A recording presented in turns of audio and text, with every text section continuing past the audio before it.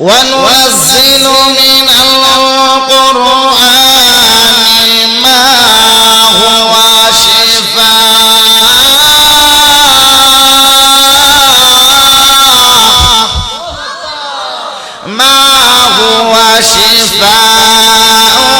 ورحمة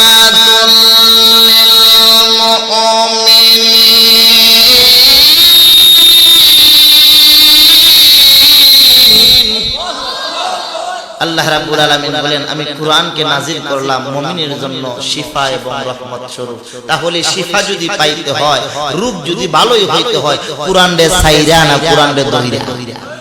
আর জোরে কয় সারবেনতেই বিপদে পড়বেন, সারবেনতেই জাহান্নামের রাস্তা গ্রহণ করবেন, আর দৌড়বেনতেই জান্নাতের রাস্তা গ্রহণ করবেন। সুবহানাল্লাহ কইনা ভাইরা আমার, এই কুরআনের সাথে সম্পর্ক লাগাইলে আমার মালিক দুনিয়া তো দামি বানায় আনে, পরকালেও দামি বানায় আনে।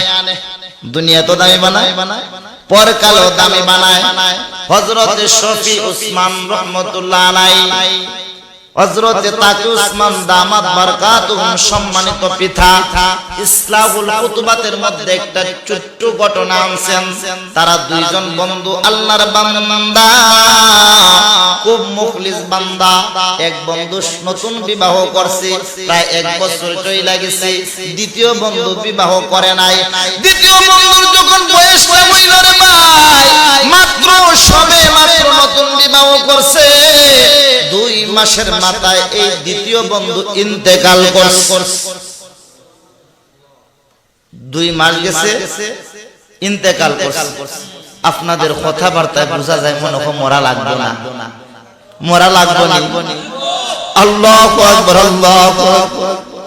ইয়া ভাই সুন্দর দেহের অধিকারী হইলাম, সুন্দর চেহারা হইল, চাকচিক্যময় থাকলাম, কিন্তু মরার পর চাকচিক্যময় থাকবে না, সুন্দর চেহারা থাকবে না।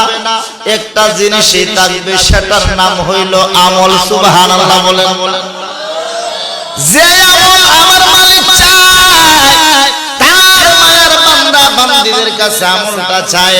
আল্লাহ রাব্বুল আলামিন অন্যত্র আয়াতে কারিমার মধ্যে জানায়া দিলেন, আল্লাযী খালাকাল মাউতা ওয়াল হায়াতা লিয়াবলুয়াকুম আইয়ুকুম আহসানু